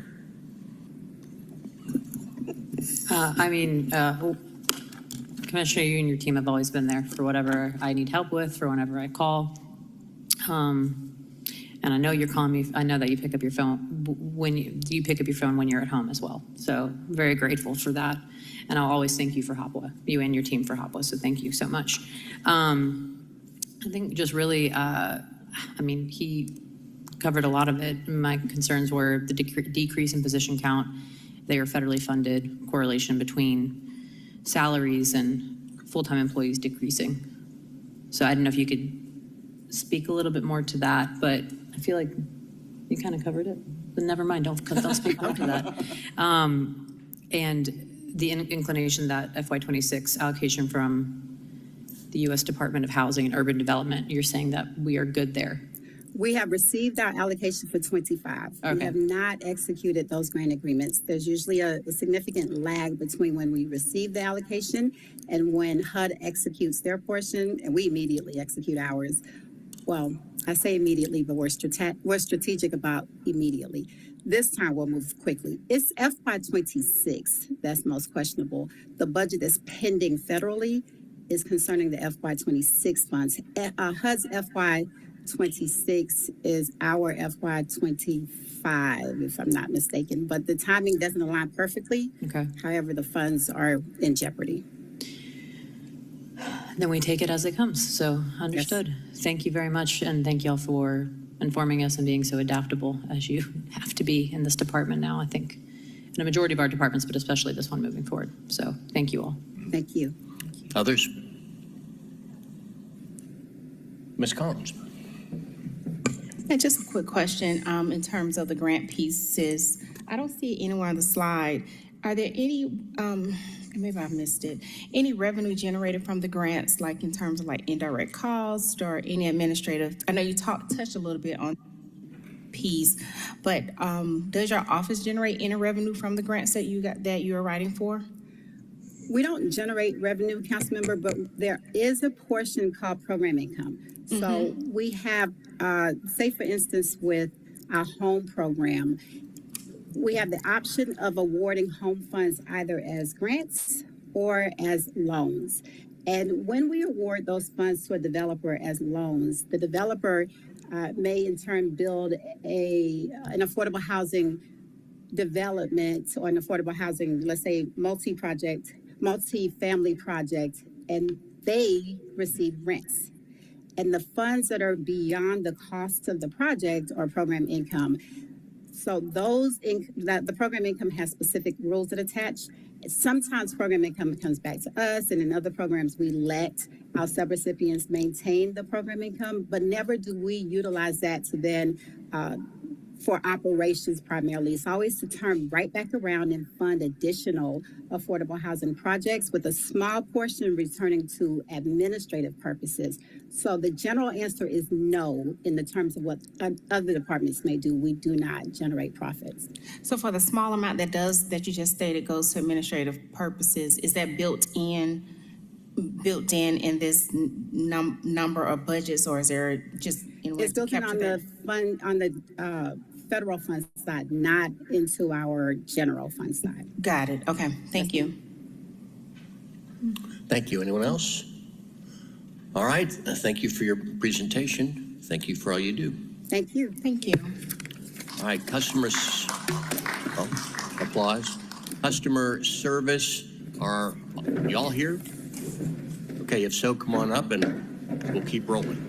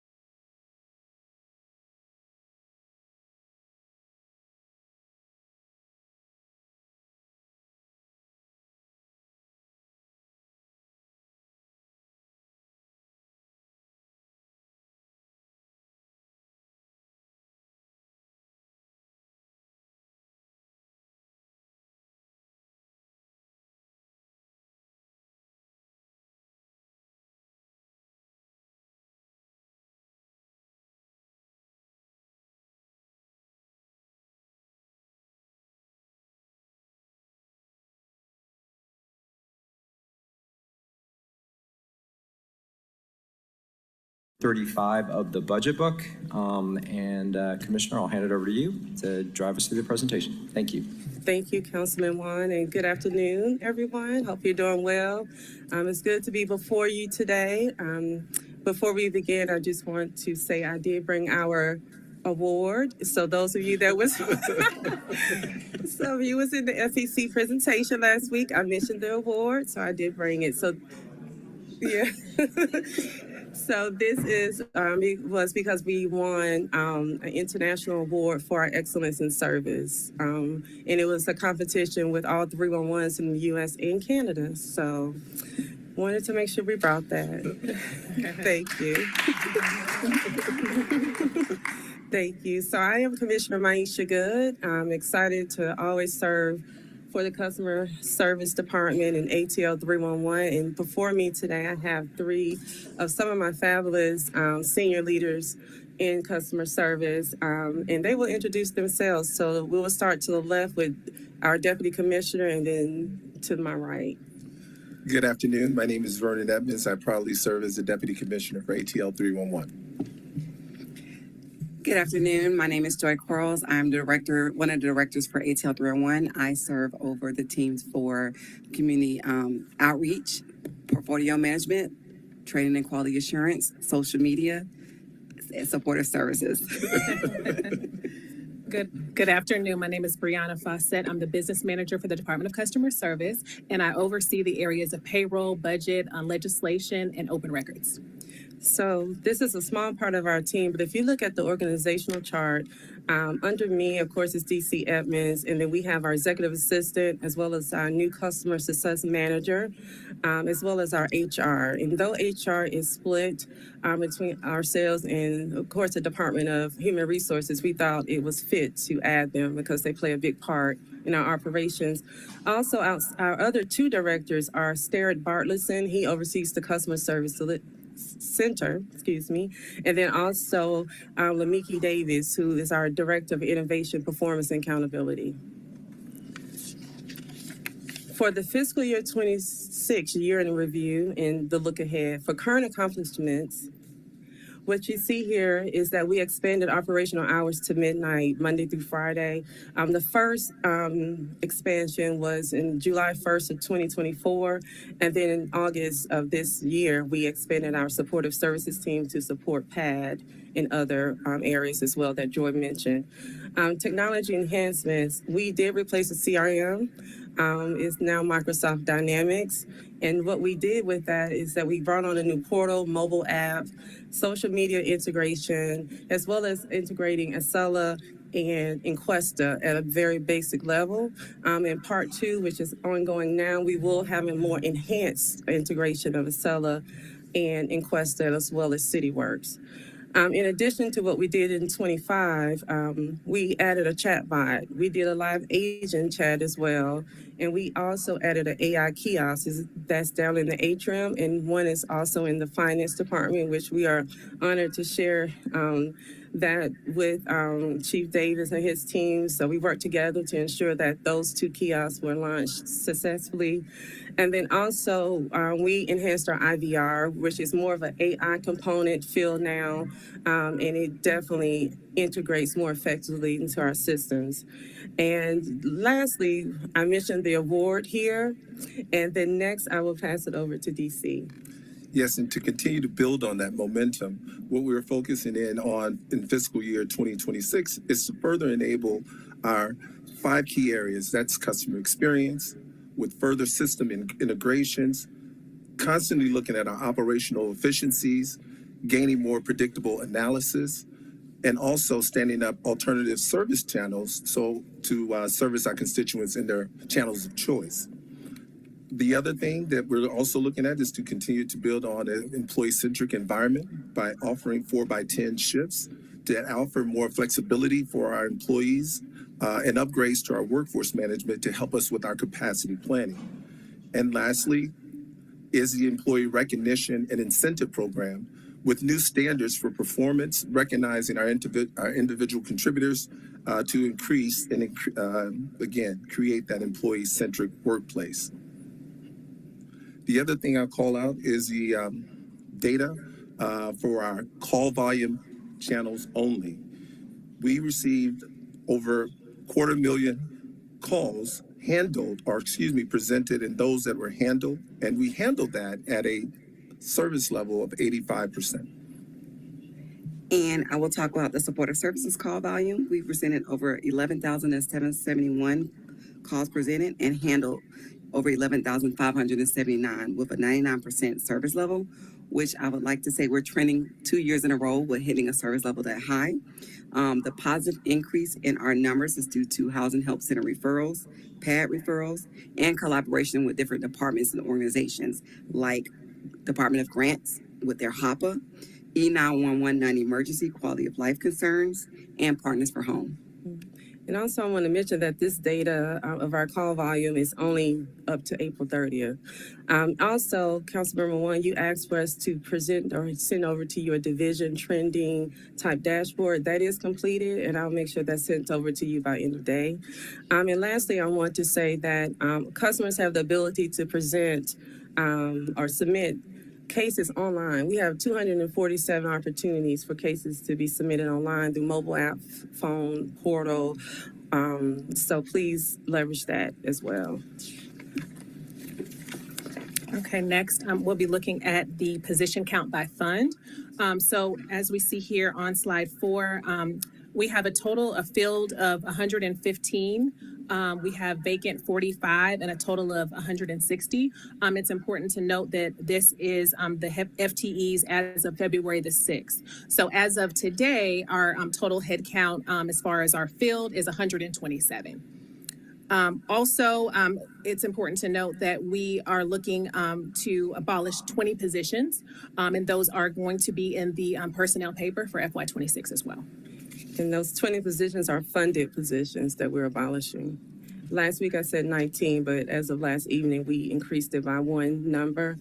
And then now we'll talk about slide 5. Brianna. So this is our overview for the budget. So if we look at FY24, where we were was 3.5 million, and then we look at that compared to FY25, it went to 4.3, which is mostly due to increase in headcount. And then FY26, we are seeing a decrease in personnel as well as a small increase in our operating to just basically to make sure that we have enough for our current staffing. Mm-hmm. And what's important to point out here is that we do have enough to cover for pay and comp study. It was covered for fiscal year 25 and 26. In addition to that, the reason for the abolishments is because we saw after assessing our data, there was just not a need for those 20 positions. So we thought it would just be best to add it back in. And we are on track to end FY25 with a surplus of $200,000. That does conclude our presentation, but I do want to say thank you all for your continued support. Thank the mayor. Thank CO Burks and just all our departments. I call them our sisters, right? Because we couldn't do without them and our finance team. And also, I want to just say we love coming here, and we do hope that the services that we offer you this fiscal year and ongoing has been up to your satisfaction. And as always, just feel free to reach out to us. Any questions at this time? All right, I'll open it up for questions. I see Councilmember Boone, followed by Bakhtiari. Yes, I would like to thank you all for great work. I only wish we could open on the weekends. We have folks that need a lot of help on the weekends. I wish we could look at small hours on the weekends, on Saturdays or Sundays, because our phones continue to ring and we have voicemails, and you all do such a great job handling citizens, very polite and kind, and really try to help them. So I wish we could look at some extended hours. Okay, and thank you for that question. So we are continuing to assess our operations and if we should expand it.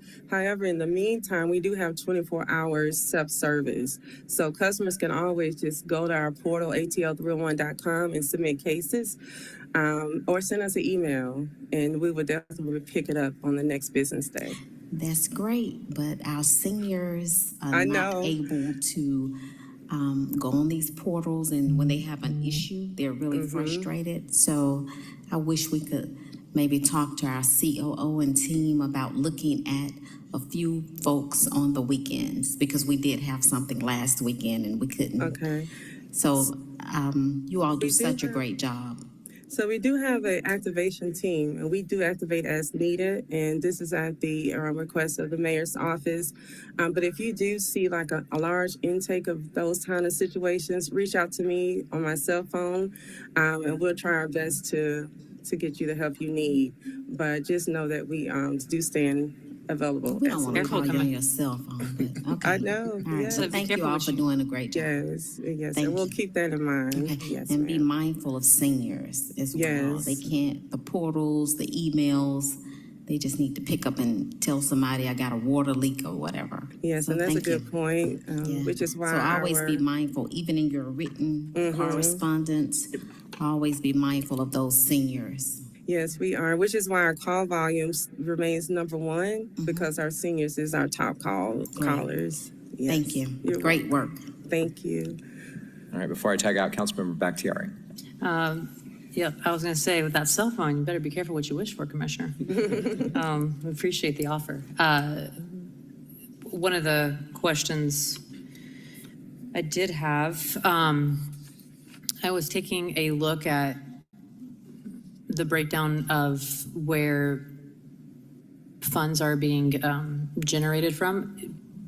Is this the first time? I can't remember. I thought it was departmental funding and y'all have the funds from general fund, correct? Yeah, we're split funded with the general fund, public works, and watershed. Okay, and so the total amount out of the general fund this year is 40,883? Yes. So Brianna, you can speak to the budget. Let's see. I'm sorry. Okay, I'm sorry. No, I apologize. So I was looking at the general fund breakdown, solid waste services, revenue fund breakdown, waste and water, as well as airport revenue fund. And what I'm seeing is for general fund, is it 40,883? That's the total amount for this year? Yes. So what they're doing is for the general fund, they're going by field versus vacant headcount. Okay. And so it's a percentage of that general fund. So 70% of the general fund, 67%, or 6 of the watershed, and so forth. Now the numerical breakdown, we could speak to further. And you're looking at slide 5. I actually am looking at a summary of what we have, but I can pull up. Oh, okay. I can look at slide 5. But yes, that is correct. So There are lots of different pieces of paper rotating around, so I apologize. Yes, so that is correct what you're reading. Yes. Okay, and thank you. And then for solid waste, is the number I'm looking at, did it grow by 1,098 or is that the amount given to you? So the amount that was given to us from the team, Department of Finance, what you would see here in Browning, we could talk about the percentages of each that was given to us. I see that solid waste revenue increased 0.9%, 0.09% for you all. And I was trying to figure out what the total amount y'all got for FY2026 from solid waste. Is it? Should be in the second page of the book. I'm looking at it here. Yeah, we don't. It's okay. We don't have what you all are looking at, but you're right. There was a small increase. Yeah. But it does satisfy what we need for fiscal year 26. I guess I'll just get direct to my question instead of making you go through line item by line item. Is the pieces I'm looking at, I'm really happy to see that there has been an increase because I believe that y'all, given what you do, need money. And I'm happy to see that this is almost a 10 million. But my question is, I'm trying to figure out where the additional funds come from. If I'm looking at the increases, they don't add up to that amount. So I was wondering where the bulk of the budget was coming from. Typically, you want to tell the percentages of where those. Yeah, so 45% is general fund, Got it. 40% is watershed, and 15% is solid waste. Tell me watershed again, I'm sorry. It's 40%. 40%? Of our budget, yes. And airport revenue fund also factors in? We don't have airport revenue. However, we did see recently in fiscal year 25 that it was one position that had an aviation account attached to it, but we do not receive aviation funds. This is interesting. So here I'm seeing airport revenue fund that's brand new this year in the amount of just over 28,000 and some change. So I was trying to understand what that number is. Yeah, you want to share? Yeah, so we actually went over this with finance, so they understand that that was a correction that needs to be made. Got it. And so that will be made in one of the personnel numbers, yeah. And this is not me, I'm just trying to have an understanding. So thank you for explaining that to me, I appreciate that. And really excited to see the number of calls that y'all have taken, over 18,000 calls in the evening shows the need. And, looking at social media engagement growing, the complaint to complaint ratio improving, the drop in complaints, these are all great. I was also going to ask about how the continued modernization of customer experience and accountability tracking are going. How the modernization is going, our technology? Yes. It's going well. We've already started working on phase 2. So in phase 2, we're seeing additional enhancements of new systems being onboarded to be integrated. We're going to enhance our live agent feature where it would now transfer to a caller, an agent. And we're also going to do some new enhancements to our portal as well as onboard some new things to our mobile app. So I can say that the AIM team has been lock in step with us, and we should see some immediate changes and quick wins very soon. But nonetheless, the modernizations, we feel that the customers are using it and enjoying it. We haven't heard anything knock on wood negative about it. Let's say that. You say that, and I know 5 people in my district that'll call you right now. So I'm also taking I think I've asked you this a few times, the closed loop system with the tracking piece. I know that's something we've been working up to. It doesn't happen overnight. So I wanted to ask about if we've taken. So the system does the customer feedback. So what happens is they'll know where their cases from submission to close, Okay. and they'll get updates in between. The departments are updating that information on the back end, and we've just recently added on our chatbot additional communication layer, so they'll know as well where their case is. So that feedback loop is indeed closed. If there is any type of handout or PDF or anything that you can provide me with to distribute that in my neighborhoods and on social media just to help with that Yes. campaign, that would be fantastic.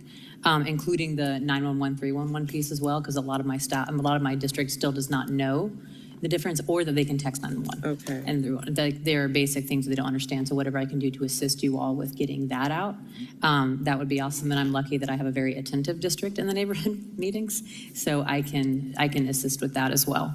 And I do want to give a shout out to Brian Solis and Desiree Arnold for their engagement on this as well, and really Yes. lifting up 311 in their presentations. And then my last, 2 more questions is, what are the expected performance outcomes with the SLAs now that we have Our increased out? SLA's performance, Yes. we're able to, our call volume percentage SLAs, 80% of the calls answered in 60 seconds, and we're beating that. We're doing very well in every area, as a matter of fact. Joy mentioned her team at 99% with supportive services, and we're seeing also upwards of 97% on the chatbot, no waits. So with the modernization, we are indeed seeing great productivity from our team. Thank you. And of course, I would love it if you guys were 24/7 echoing Councilmember Boone on the weekend hours. Sounds like a budget increase request, COO. Obviously, a continued conversation as we continue to make strides. The fact that y'all are now open till midnight is a massive step. So I'm sure that will be the next move as we continue growing, and commendations to you all in the administration, because I think in my time in office now, only 3 years, but 3.5 years, but still during that time, I've seen a decrease in complaints. And I think my last question to you all is, I know that we're still, the early closures of cases, also that number has dropped, still occurring. Joy, thank you for always getting back to me. Communication of this team cannot be, I have no complaints on the communication of 311 with my office. But if we could continue to dive into that, I guess I'll just continue sending you those as they happen. I think what I am not understanding yet is the pattern and why it's occurring, and like what I can assist with directing folks to change. I just don't understand why it's happening still. So if there's, and it has dropped, I do want to draw attention to that, just so I have a better understanding. Yeah, so we're continuing those conversations with departments on any premature closures, but the system has parameters in place that you cannot move forward, right, without stating if it's closed or not. So we have been doubling back to the departments and sharing, Joy's team shares data weekly and monthly. And also we're bringing it to their attention. So we have seen a tremendous decrease as well. Yes. But we'll definitely stay in contact with those departments. No, and I understand. So again, this is the same issue that y'all have brought up in prior years of I'm guessing of this departments not being on the same system. So to get it to watershed or DPW, you have to close it out first. Well, many of the departments are on the same system. Okay. They may have like an additional solution they use. Got it. But finance, public works, municipal court, parks and rec, ADOT, they're all on the same system as us. But their intake is different from differing departments. So for some of them, you have to do a shutout of the case in 311 in order to forward it to the department. Yeah, so our back office team or the case itself would just automatically transition to their back office team. Got it. They'll work the case, submit the notes, close it, and then we'll get a notification. Okay, so when my constituents are seeing an early closure, it's going to be pretty much every time that it was forwarded to the Department of Purview to have it rectified, and they just don't, got it, okay. Yeah. Thank you. And I apologize for the duplicative efforts. Joy, if you can just like, when I do that, be like, hey, this is already being routed instead of treating it as high priority, that would just be awesome. So that way I can communicate it back. So not everything is high priority. Yeah. So you're not being not everything is urgent. As long as I know Well, that I can tell them that it's been routed to whatever department, Yes. we're good. Our goal is Yeah. to be as responsive as we can to all of you. Yes, So, because asking you to once again dive into the same issue over and over again when you've told me the same answer now for 3 years, I think if I can just relay, oh, this is being tracked as closures because it went here and they are blah, blah, blah. Okay, thank you. You're welcome. And just know that our goal is to continue to enhance our operational services. So if it's deemed that we need to go 24 hours or expand our hours, we are prepared to do that. But we are monitoring the data and keeping CO Burks and team updated. Oh, I have no doubt COO Burks is everywhere. And in heels too. But I think, yes, that is my main thing, and y'all have been fantastic on it. And I also just thank you for the information on the dashboard. Thank you for sending us those updates monthly. Very much appreciated. Okay, thank you. All right, I get to go next. Y'all were just up at FEC, so I got all my questions answered there. I just wanted to thank you for being as aggressive as y'all are being with the personnel paper and the position abolishments. I hope other departments are equally as efficient when we see the final next week. That's it. Thank you. Thank you. Yes, so I know you have folks that were there with you in the beginning, and some are still there, right? As well. yes. Some of the people like Nancy and all them. So how is your turnover? So when we presented last week, we had about upwards of 12 to 13 during this time frame, and it was a few things that happened. So when we onboarded classes, new onboarding classes in March and November last year, March of this year, some people started and did not complete the onboarding orientation. It's hard. I They heard didn't- y'all hard. No, we're not hard. It was just that what happened was some heard you people rough. were, no, we try to make it as easy as we can. But some people came from the federal government and got a call back to return. Or some, as they were looking for a job while they were applying for 311, they got a call back doing our new hire classes. And then others that it could have been performance-based. But is it turnover? Is it high or No, is it it's not steady? high. It's steady. I Okay. think it's pretty steady.